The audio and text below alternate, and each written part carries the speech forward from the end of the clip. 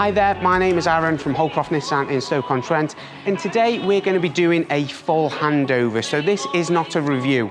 We're going to be going through in detail how you use the vehicle, what to do with it, how you set yourself up, how it drives, and all that kind of stuff. So if you want to look at a review, click this little icon up here and that will take you through and that'll tell you what we think of the vehicle. So without further ado, let's go through this vehicle and get you set up.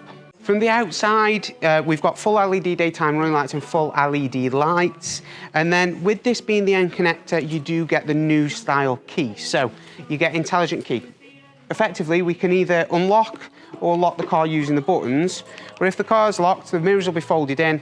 We can just walk up to the car, press this button, and in we go.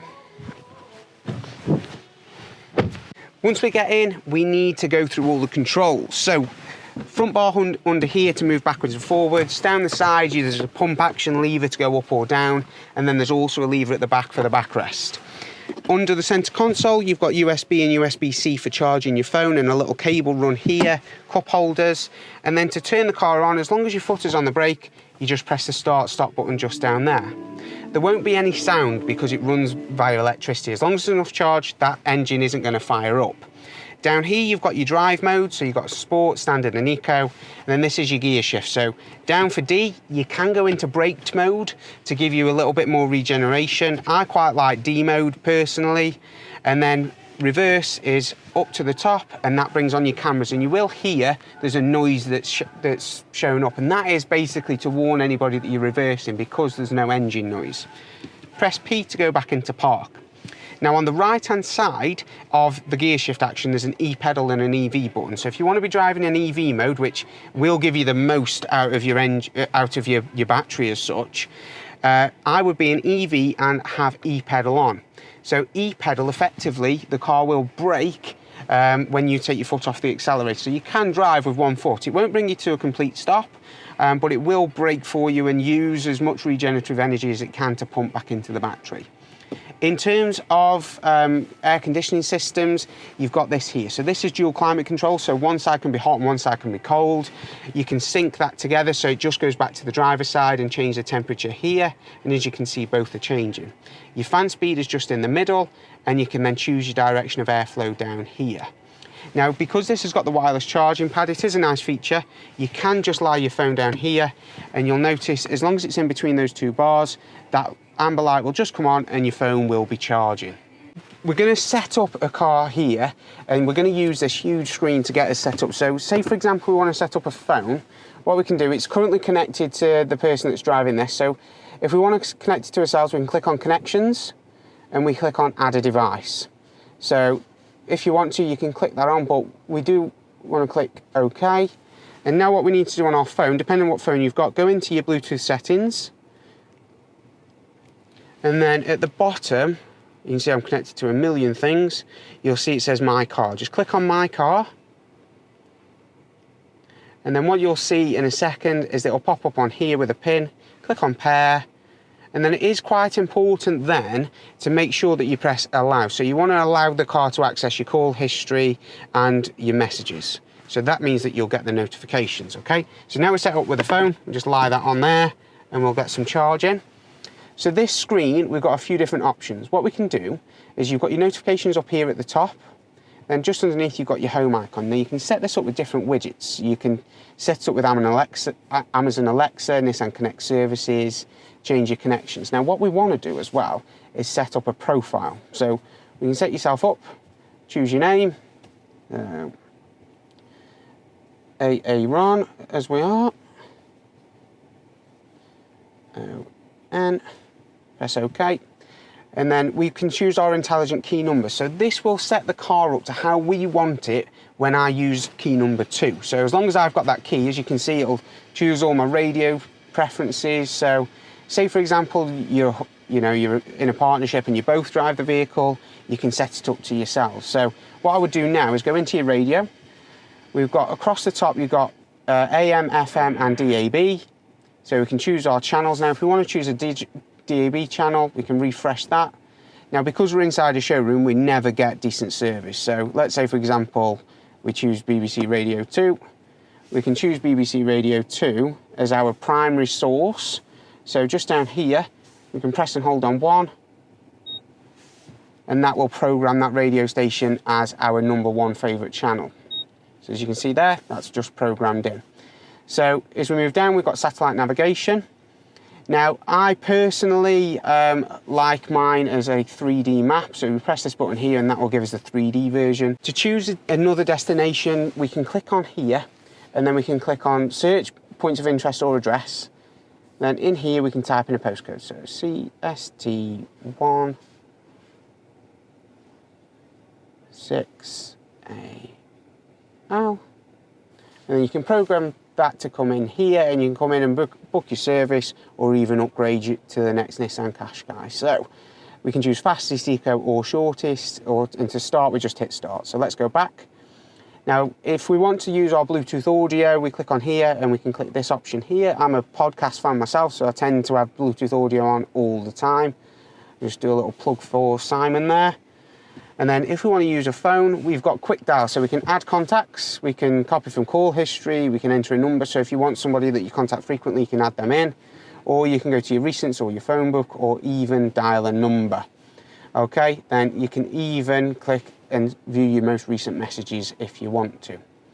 So this little box down here, this is your connected app. So we can set up our Nissan connected services. You'll need the chassis number, which is either on your logbook or just down in the bottom corner of your windscreen there. You can set up, we can call Nissan roadside assistance, and there's plenty of things in there. We can choose the weather, we can add different widgets. At the moment this is turned off, so we'd have to go into the communication settings and set that up.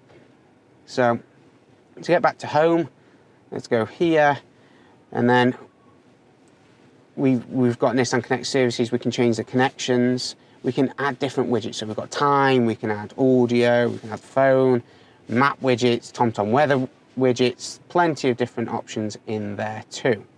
So moving on, you got these buttons here. I quite like buttons because sometimes if you're trying to touch the screen, you can't, you're driving, it's a bit distracting. But if we want to, we can set up a camera. So when we go into reverse, that will automatically bring on the reversing camera and the 360 surround. But if we want to just view the front of the vehicle, we can do. We've got front and rear parking sensors. And then if we want to, we can press the camera button again, and you can see that left-hand steering there. So on this left-hand side, we can see how far away we are from the curb. Press it again for a bigger front view of the camera, and press it again to come off. Here we've got power, we can change the brightness, and we've also got change track. Moving on to the steering wheel. Lights are here, so automatic main beams down at the bottom. I leave them on auto personally, and then you can push this in and this will give you automatic high beam assist. So the car will dip or raise the main beams as it feels necessary if something's coming towards you.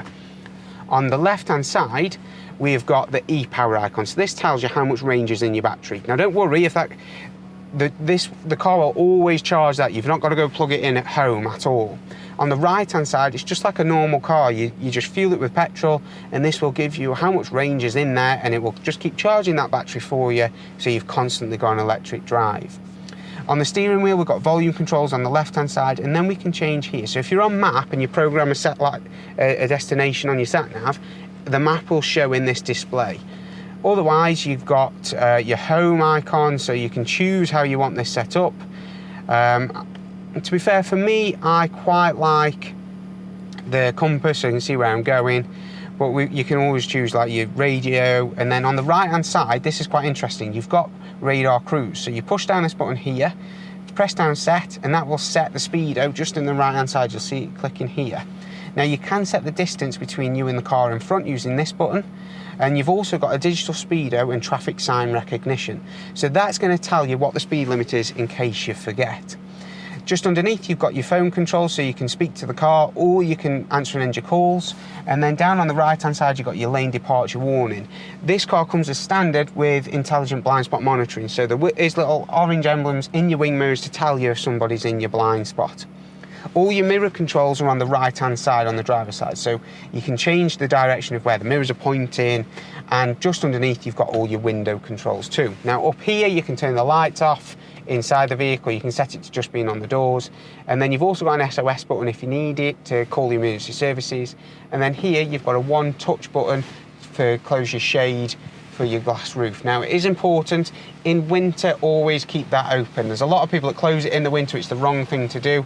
Try and keep it open because it's glass. If you choose this option, it will condensate, and the last thing you want is that condensation dripping onto the bottom of that blind and causing mildew. So make sure. In the summer, obviously it's nice to have it open, but it can get quite warm, so you can use it for a bit of shade if you want to. So let's go check out that rear space. In the rear, we've got plenty of space for the family. Now, this door will open to almost 90 degrees, which gives you loads of space of getting in and out.